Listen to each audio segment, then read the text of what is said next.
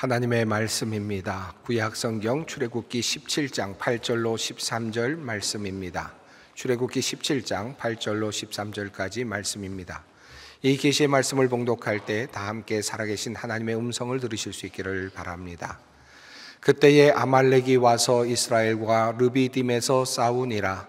모세가 여호수아에게 이르되 우리를 위하여 사람들을 택하여 나가서 아말렉과 싸우라.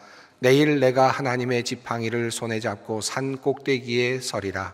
여호수아가 모세의 말대로 행하여 아말렉과 싸우고 모세와 아론과 훌은 산 꼭대기에 올라가서 모세가 손을 들면 이스라엘이 이기고 손을 내리면 아말렉이 이기더니 모세의 팔이 피곤하매 그들이 돌을 가져다가 모세의 아래에 놓아 그가 그 위에 앉게 하고 아론과 훌이 한 사람은 이쪽에서 한 사람은 저쪽에서 모세의 손을 붙들어 올렸더니 그 손이 해가 지도록 내려오지 아니한지라. 여호수아가 칼날로 아말렉과 그 백성을 쳐서 무찌르니라. 아멘. 오늘 우리는 우리의 귀에 그다지 익숙하지 않은 한 사람의 이름을 주목하려고 합니다. 그의 이름은 훌입니다. 처음 듣는 이름처럼 느껴지는 분들도 많이 있으실 것입니다만은 아론과 훌이라는 표현을 들으시면 아하라는 생각이 드실지도 모르겠습니다. 족보에 나오는 여러 번의 훌이라는 이름을 제외하고는 성경에 딱 2번 역사적인 상황에 등장하는 이름이 바로 훌입니다. 그런데 2번 모두 이 훌의 이름은 아론과 함께 거명이 되었습니다. 그래서 아론과 훌이라는 표현으로 등장을 합니다. 그러다 보니 훌이라는 이름만 따로 떼어서 이름을 부르면 왠지 어색한 그런 느낌이 들기도 합니다. 자, 그렇다면 훌이라는 이 사람에게 우리가 배울 수 있는 것이 무엇일까요? 그에게서 배울 만한 리더십이 있다면 그것은 무엇이겠습니까? 오늘 우리는 지금까지 베일에 가려져 있었던 한 사람, 이 훌에 대해서 조금 더 깊이 살펴보려고 합니다. 훌은 유다 지파의 자손으로 소개되는 인물입니다. 훌이라는 이름은 히다라고 하는 단어에서 파생되었다고 합니다. 그래서 이 훌의 이름에는 히다라는 뜻과 더불어 눈부시게 깨끗하다라는 뜻과 그래서 빛난다라고 하는 뜻이 함께 들어있다고 합니다. 자, 이런 뜻을 가지고 있는 사람이 바로 훌입니다. 우리는 주로 빛나는 역할을 하는 사람들을 스타라고 말하죠. 또 영웅이라고 부르기도 합니다. 세상에서 우리의 시선을 끄는 인물들이 바로 스타이고 그리고 영웅들입니다. 그래서 그들을 우리는 부러워하기도 합니다. 그런데 이 빛나는 이름을 가지고 있는 이 훌은 스스로 자기 자신이 빛나는 역할을 하지는 않습니다. 훌은 빛남이라고 하는 이름 뜻은 가지고 있었지만 스스로 빛나려고 하지 않았던 그런 사람이었습니다. 대신 그는 모세를 붙들고 아론과 협력하면서 이스라엘 전체를 빛나게 하는 조력자로 고귀한 역할을 감당했던 사람이었습니다. 오늘 우리는 이 훌의 멋진 리더십을 함께 살펴보려고 합니다. 그의 리더십을 정리해서 말한다면 숨겨진 리더십, 드러나지 않는 리더십이라고 그렇게 정의해 볼 수 있겠습니다. 훌은 성경에 짧게 등장하는 인물입니다만은 역사를 바꾼 2번의 결정적인 순간에 핵심적인 역할을 했던 그런 사람입니다. 자, 이제 그의 삶을 조금 더 깊이 한번 들어가 보겠습니다. 때는 이스라엘 백성들이 애굽에서 탈출했을 때입니다. 그들은 이미 홍해를 건넜습니다. 기적적으로 홍해를 건넜고 그리고 신광야에 잠시 머물렀습니다. 그때 그들은 배고픔을 느꼈고 먹을 것이 없다고 그렇게 불평을 하였습니다. 그래서 모세를 통하여 하나님께서는 이스라엘 백성들에게 만나와 메추라기를 내려주셨습니다. 잠시 신광야에 머물던 이스라엘 백성들은 거처를 옮겨서 르비딤에 정착을 하였습니다. 르비딤에 이르렀을 때는 물이 모자랐습니다. 또 불평을 하자 모세를 통하여 하나님께서는 반석에서 물이 솟아나도록 기적을 베풀어 주셨습니다. 그렇게 해서 그들은 르비딤에 잠시 정착을 하는 중이었습니다. 그런데 그러던 중에 첫 번째로 그 지역 사람들의 공격을 받게 됩니다. 즉 이스라엘 백성들이 출애굽한 후에 첫 번째로 맞게 된 그 사람들과 또 이방 사람들과의 전투가 바로 아말렉과의 전쟁이었습니다. 오늘 본문 말씀은 바로 그 전쟁과 관련된 이야기입니다. 이스라엘은 아말렉과의 이 전쟁을 어떻게 수행했을까요? 첫 번째로 맞닥뜨린 전쟁이었습니다. 흥미로운 이야기가 이 안에 담겨 있죠. 아마 성경을 아시는 분들은, 읽으신 분들은 그 내용을 잘 아실 것입니다. 전쟁이 시작될 때 모세는 여호수아에게 이렇게 말을 합니다. 장정들을 뽑아서 아말렉과 싸우러 나가시오. 내일 내가 하나님의 지팡이를 손에 들고 산 꼭대기에 서겠소. 그리고 다음 날 여호수아는 모세의 말대로 아말렉과 싸우러 나가지요. 병사들을 데리고 함께 나갔습니다. 모세는 언덕 위로 올라갔습니다. 그리고 모세와 함께 아론과 훌도 산 꼭대기 위로 올라갔다고 성경은 전합니다. 흥미롭게도 이스라엘 백성이 치르게 된 이 첫 전쟁은 상식적인 선에서 또 틀에서 전쟁이 수행되지 않았습니다. 이 전쟁은 칼을 들고 나간 병사들이나 혹은 여호수아에 의해서 승패가 좌우되지 않았습니다. 지팡이를 들고 언덕 위에 서 있는 모세, 그의 손이 내려가면 아말렉이 우세하게 되었고 그의 손이 올라가면 아말렉이 패하는 아주 묘한 상황이 전개되었습니다. 이 전쟁의 승패는 하나님의 보좌 앞에서 손을 높이 들고 있는 모세의 손이 올라갔느냐 아니면 내려갔느냐에 따라서 달라지고 있는 상황이었습니다.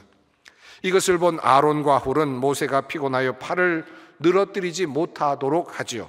우선 돌을 하나 가져다가 모세를 한 자리에 앉힙니다. 그리고 한쪽 손은 아론이 붙잡고 또 한쪽 손을 훌이 붙잡습니다.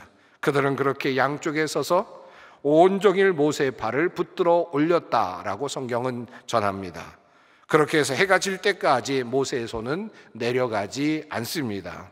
그리고 마침내 전쟁은 이스라엘의 승리로 끝이 났습니다. 자, 이 전쟁은 참으로 이해하기 어려울 정도의 묘한 전쟁이었는데요. 그런데 이 전쟁에서 정말 공헌을 한 사람은 그럼 누구일까요? 누구 때문에 이스라엘 백성들은 아말렉과의 전쟁에서 이겼다라고 말할 수 있겠습니까?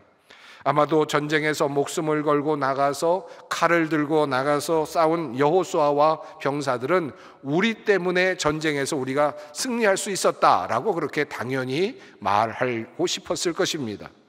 그러나 모세가 하나님 앞에서 지팡이를 들고 손을 높이 쳐들고 있지 않았더라면 이스라엘은 전쟁에서 승리할 수 없었을 것입니다.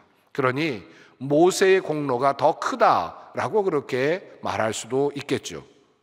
하지만 이 못지않은 공헌을 한 사람들이 있었습니다. 그들은 바로 아론과 훌이었습니다. 그들은 모세의 손이 내려오지 않도록 하였고 온종일 그들의 손을 높이 들고 모세의 발을 지탱해 주었습니다. 실은 어느 하나도 무시할 수 없는 그런 공헌들입니다. 하지만 이들 중에서 가장 빛나지 않은 사람이 있다면 아마도 아론과 훌이었을 것입니다. 그들은 빛나는 자리에 있지 않았습니다. 하지만 만약에 그들이 없었더라면 승리도 실은 없었을 것입니다. 가장 필요한 것에서 매우 중요한 일을 하였지만 실은 드러나지 않은 셈입니다. 생각해 봅니다. 얼마나 힘이 들었을까요? 그러나 그들은 마지막까지 그 일을 포기하지 않았습니다. 이것이 바로 아론과 훌이 보여준 충성스러운 모습입니다. 우리는 종종 빛나는 자리에서 일하는 사람들을 부러워합니다. 그러나 그 못지않게 중요한 자리가 있습니다. 빛나는 자리 옆에서 묵묵히 또는 그 뒤에서 묵묵히 빛나는 사람들을 도와주고 있는 또 다른 조력자들입니다. 만약에 그들이 없다면 실은 그 빛나는 사람도 존재하지 못할 것입니다. 바베트의 만찬이라고 하는 그런 덴마크 영화가 있습니다. 1987년 아주 오래전에 나온 영화인데 저는 그 영화를 아주 감명 깊게 보았습니다. 덴마크 바닷가의 작은 마을에 신앙과 봉사를 천직으로 여기며 살아가고 있는 신앙 공동체가 있었습니다.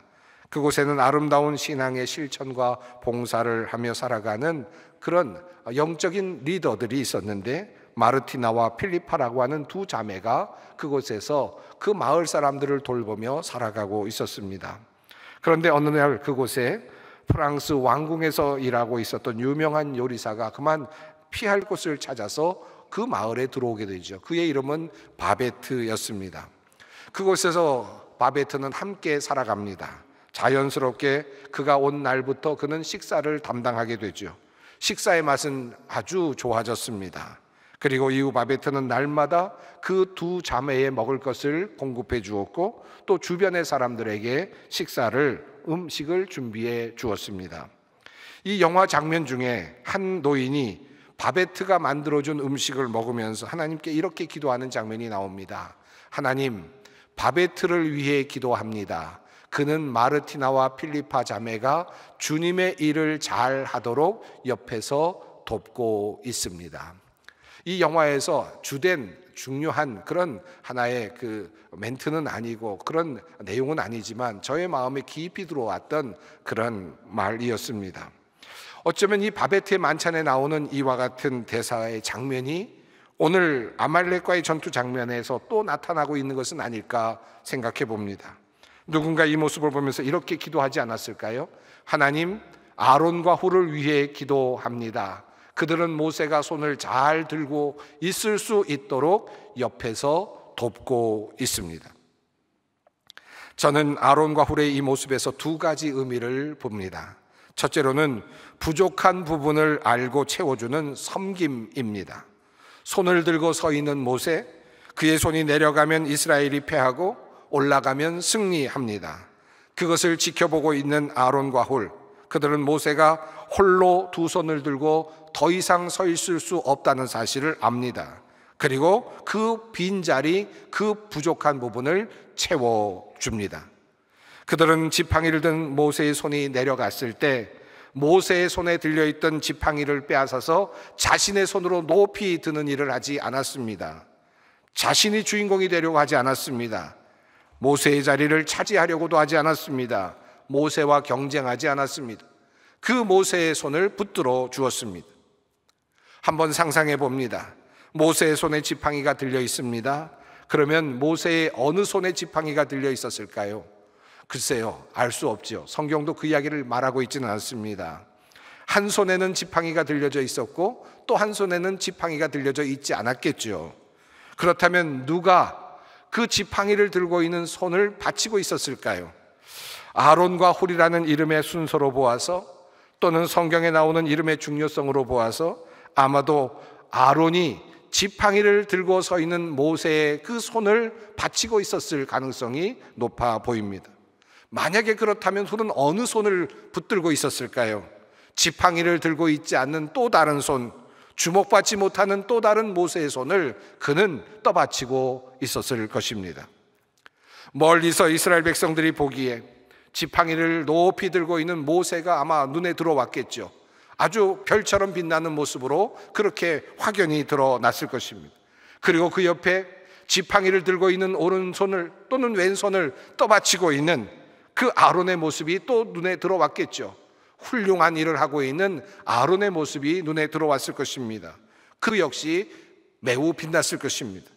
하지만 그 옆에서 그저 주목을 받지 못하는 또 다른 모세의 손을 떠받치고 있는 훌은 아마도 백성들의 눈에 잘 띄지 않았을지도 모릅니다. 그런데도 훌은 그 모세의 또 다른 한 손을 붙들고 서 있습니다. 이렇듯 빛나다라고 하는 이름 뜻을 가진 훌은 빛나지 않는 자리에서 다른 이들을 지금 빛나게 합니다. 그리고 그렇게 함으로 함께 빛이 납니다. 모세는 훌륭한 리더였습니다만 혼자서 승리할 수는 없었습니다. 훌이 보여준 리더십은 나, 즉 아이가 아니라 우리라고 하는 그래서 우리가 함께 하나님의 역사에 동참한다고 하는 그 엄청난 사실을 우리에게 보여줍니다. 이것이 바로 훌이 보여주고 있는 숨겨진 리더십입니다. 자, 그렇다면 그는 언제까지 그와 같은 일을 했습니까? 해가 질 때까지, 이스라엘이 마침내 승리할 때까지 그는 그 일을 멈추지 않았습니다. 그러므로 두 번째로 아론과 훌이 보여준 의미는 인내함에 있습니다. 둘은 끝까지 그 일을 감당해냅니다. 피곤했겠죠? 힘들었을 겁니다. 목도 말랐을 겁니다. 배도 고팠을 것입니다. 그런데도 끝까지 그 자리를 지켰습니다.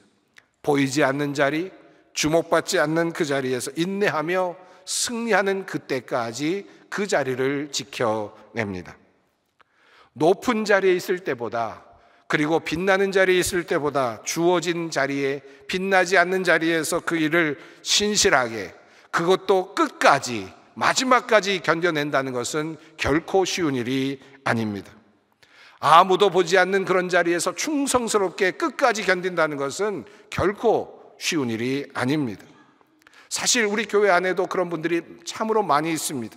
수십 년간 교회학교 교사로 아무도 돌아보지 않는 그런 자리를 끝까지 아침마다 때마다 지켜내고 있는 그런 훌륭한 교사 선생님들이 있습니다. 찬양대원으로 섬기면서 10년, 20년, 30여 년 이상을 지켜내고 있는 그런 분들도 있습니다. 눈에 띄지 않는 어떤 봉사의 자리에서 그 자리를 메꾸어내면서 교회를 지탱하고 있는 훌륭한 분들도 많이 있습니다. 바로 이러한 사람들이 이 시대의 또 다른 훌이 아닐까 하는 생각을 합니다. 훌과 관련한 두 번째 역사적인 이야기는 출애굽기 24장에 나옵니다. 바로 모세가 시내산에 올라가서 하나님과 대면하고 하나님께서 내려주시는 율법을 받아 내려오는 바로 그 이야기에 훌이 다시 한번 등장하죠. 그런데 이 이름은 마지막 등장이 됩니다. 내용은 이렇습니다. 여호와께서 모세에게 이르시되 너는 산에 올라 내게로 와서 거기 있으라. 내가 그들을 가르치도록 내가 율법과 계명을 친히 기록한 돌판을 내게 주리라. 모세가 그의 부하 여호수아와 함께 일어나 모세가 하나님의 산으로 올라가며 장로들에게 이르되 너희는 여기서 우리가 너희에게로 돌아오기까지 기다리라. 아론과 훌이 너희와 함께 하리니 무릇 일이 있는 자는 그들에게로 나갈지니라. 모세는 40일 동안 시내산으로 올라가 하나님께 율법을 받으러 올라가면서 백성들의 문제를 맡아서 처리할, 자신을 대리할 사람으로 아론과 훌을 지목하였습니다. 누구든지 너희 중에 일이 있거든 그들에게 나가서 문제를 해결하라 라고 그렇게 말합니다. 즉 다시 말하면 모세에게 있어서 믿을 만한 사람은 아론과 훌이었다라는 뜻입니다. 또 그 정도로 리더십을 발휘할 만한 사람도 아론과 훌이었다라고 하는 뜻이겠습니다. 자, 그런 다음에 어떤 일이 일어났을까요? 아마도 이후의 이야기를 아시는 분들은 아론이 만든 금송아지를 기억하실 것입니다. 출애굽기 24장에서 모세가 시내산으로 올라갑니다. 그리고 나서 하나님께로부터 귀한 명령들, 하나님의 말씀들을 받아들지요. 그 이야기가 24장에서 출애굽기 31장까지 이어집니다. 하나님께서 내려주시는 그 계명들이 하나씩 쌓여가고 있습니다. 그것은 시내산 위에서 일어나고 있는 일들이죠. 그리고 출애굽기 32장이 되면 이제 드디어 이 세상에 그 밑에서 모세를 기다리고 있었던 사람들의 이야기로 그 화면이 바뀌어집니다. 그리고 그 이야기는 이렇게 시작이 됩니다. 백성이 모세가 산에서 내려오미 더딤을 보고 모여 백성이 아론에게 이르러 말하되 일어나라, 우리를 위하여 우리를 인도할 신을 만들라. 이 모세 곧 우리를 애굽 땅에서 인도하여 낸 사람은 어찌 되었는지 알지 못함이니라. 아론이 그들에게 이르되 너희의 아내와 자녀의 귀에서 금고리를 빼어 내게로 가져오라. 그리고 그 금으로 금 송아지를 만들게 됩니다. 모세는 40일 동안 시내산으로 올라가 하나님께 율법을 받으러 올라갔는데 그 사이에 일어난 일입니다. 우리는 이 장면을 보면서 조금 혼란스럽죠. 어떻게 이스라엘 백성이 이 40일 정도밖에 되지 않는 이 상황 속에서 이렇게 또 다른 신을 찾고 있는가 하는 혼란스러움이 있습니다. 그것도 매우 혼란스럽고 이해하기 어렵지만 그보다 더 이해하기 어려운 것은 어떻게 아론이 그들의 요구에 순순히 응하였는가 하는 그런 것이죠. 왜 어떻게 해서 그들의 요구를 그렇게 쉽게 들어줄 수 있었는가 하는 의문이 생깁니다. 그 사이에 어떤 일이 있었기에 아론은 이렇게 순순히 백성의 요구를 들어줄 수밖에 없었을까요? 그리고 또 한 가지 의문이 생깁니다. 훌이 함께 있었다고 분명히 성경은 말하는데 아론과 훌에게 그 모든 것을 맡겼다고 하는데 훌은 도대체 어디 있는 것일까 하는 의문이 생겨납니다. 사실은 놀랍게도 성경은 이후에 훌의 이야기를 전하고 있지 않습니다. 도대체 그렇다면 훌은 어디로 간 것일까요? 성경에는 우리의 이러한 궁금증을 풀어줄 만한 단서는 실은 나오지 않습니다. 하지만 유대인들이 가지고 있는 다른 책에는 이 부분에 대한 궁금증을 풀어줄 만한 내용들이 들어 있습니다. 유대인이 사용하는 탈무드, 그리고 미드라시 탄후마, 그리고 루이스 긴즈버그의 유대인의 전설과 같은 책에 훌에 대한 이야기가 나오고 있습니다. 미드라시 탄후마에는 이런 이야기가 기술되어 있습니다. 이스라엘 백성들이 자신을 위한 신을 만들어 달라고 요구하였을 때 훌은 백성들 앞에 나아가서 꾸짖습니다. 그리고 그들을 책망합니다. 그런데 그러다가 그만 백성들에 의해서 살해를 당합니다. 그리고 아론은 그로 인해서 두려움을 느끼게 되고 결국은 금송아지 제작에 응하게 되었다라고 하는 내용이 있습니다. 또한 랍비들의 문헌과 전승을 집대성한 책으로 인정받는 루이스 긴즈버그의 유대인 전설에도 같은 내용이 있습니다. 훌이 백성들에게 살해당한 후에 아론이 우상 제작에 협력하게 되었다라고 하는 그런 내용이 들어있죠. 흥미로운 이야기이면서 동시에 성경이 말하지 않는 부분을 이해할 수 있게 만드는, 또 상상하게 만드는 그런 내용입니다. 분명한 것은 성경에는 모세가 시내산에서 내려왔을 때 훌은 이미 없었습니다. 훌은 나타나지 않습니다. 그리고 그 이후에도 등장하지 않습니다. 성경의 본문에 없는 간극을 메우는 자료입니다만 이 자료가 의미하는 바는 매우 큽니다. 훌은 백성들을 다스리는 일에 충실히 임하였을 가능성이 있습니다. 그리고 백성들이 우상을 만들어 달라고 했을 때 아마도 그들 앞에 나가서 자신의 책무를 다했을 것입니다. 그러다가 백성들에게 살해당했을 가능성이 있습니다. 그리고 그는 그렇게 역사의 뒤로 사라집니다. 바른 길로 가도록 백성을 지도하다가 정말 쥐도 새도 모르게 그렇게 죽임을 당한 사람이 바로 훌이 아닐까 추측됩니다. 빛나는 이런 이름을 가진 훌은 그렇게 어쩌면 힘없이 그리고 성경의 이야기 속에서 사라집니다. 그러나 만약 그가 미드라시에서 말하는 바와 같이 그렇게 백성들에게 올바르게 증언을 하다가 살해를 당한 것이라면 그는 하나님 앞에 설 때 빛나는 존재로 설 수 있었음이 분명합니다. 다니엘서에 이런 말씀이 있기 때문입니다. 지혜 있는 자는 궁창의 빛과 같이 빛날 것이요 많은 사람을 옳은 대로 돌아오게 한 자는 별과 같이 영원토록 빛나리라. 훌은 백성들을 옳은 대로 돌아오게 하려고 한 사람이었고 그러므로 하나님 앞에 섰을 때 별과 같이 빛나는 존재가 되었음이 분명합니다. 그는 헌신된 리더였고 자신의 책임을 끝까지 감당하려 했던 사람입니다. 그는 가장 중요한 순간에 자신의 역할을 죽음을 무릅쓰고 수행했고 그래서 충성되이 그 임무를 수행했습니다. 그야말로 순수한 신앙으로 눈부시게 깨끗한 그런 영혼을 가진 사람이었습니다. 이러한 숨겨진 멋진 훌의 리더십은 그러면 어떻게 열매를 맺었을까요? 그는 그렇게 역사의 뒤안길로 사라졌습니다. 성경에도 더 이상 그의 역사적인 어떤 사역에 대한 일에 대한 내용은 나타나지 않습니다. 그렇게 생각한다면 물론 그는 하늘나라에서 하나님의 큰 상을 받았겠죠. 그것이 예상됩니다. 하지만 멀지 않은 시간 속에서 이 세상에서 그의 이름은 다시 떠오르고 빛납니다. 출애굽기 31장입니다. 내가 유다 지파의 후레의 손자요 우리의 아들인 부살레를 지명하여 부르고 하나님의 영을 그에게 충만하게 하여 지혜와 총명과 지식과 여러 가지 재주로 정교한 일을 연구하여 금과 은과 노수로 만들게 하며 보석을 깎아 물리며 여러 가지 기술로 나무를 새겨 만들게 하리라.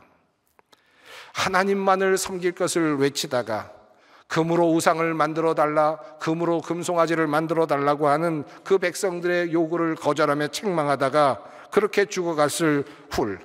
그런데 그의 손자인 부살레를 하나님께서는 지명하십니다. 택하십니다. 그리고는 하나님의 성막을 만드는 일에 부르십니다. 금으로 우상을 만드는 것을 반대하다가 훌은 죽어갔는데 그의 손자 부살렐에게 이제 하나님께서는 또 다른 금을 맡기시면서 이제 그 금으로 하나님을 섬길 기구를 만들라고 그렇게 명령하시는 것입니다. 이 일은 아론에게 주어지지 않았습니다.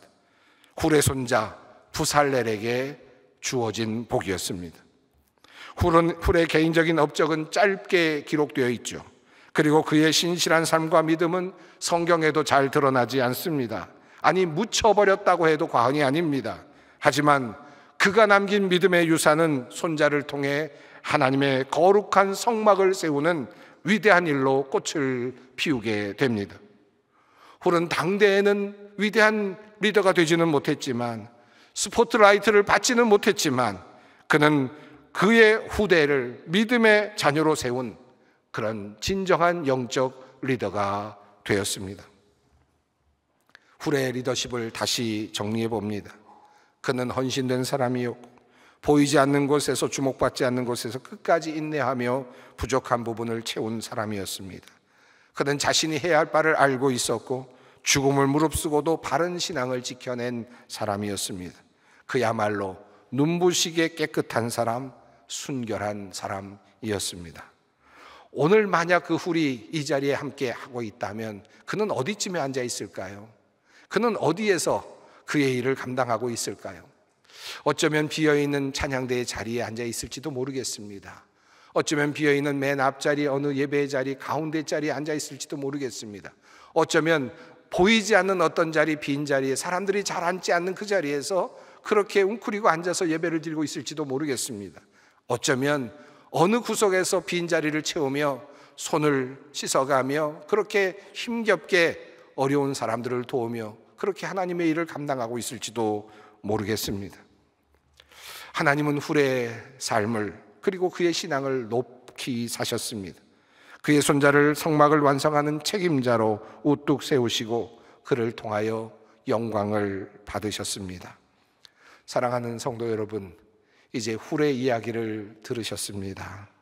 여러분, 지금 나만 알고 있는 이 희생, 내가 지금 계속해야 되는가? 아무도 몰라주는 이 헌신, 내가 과연 지금까지 계속해도 되는가? 아무도 모르는 이 헌신, 10년, 20년, 30년 계속해온 이 정말 지겨운 헌신, 내가 계속할 필요가 있을까? 혹시라도 그런 생각을 하시는 분이 있다면 오늘 이 시간 훌을 한번 다시 꼭 기억해 주시기 바랍니다. 그리고 하나님이 그를 기억하셨음을, 그리고 그의 자손을 통하여 놀라운 일을 이루셨음을 꼭 다시 한번 기억하시기 바랍니다. 우리가 묵묵히 버티고 채워주고 책임을 다할 때 하나님께서는 우리의 숨은 리더십을 통하여 놀라운 일을 행하실 것입니다. 우리의 삶의 모든 자리에서 훌처럼 헌신하는 복된 리더들이 되시기를 간절히 바랍니다. 기도하겠습니다.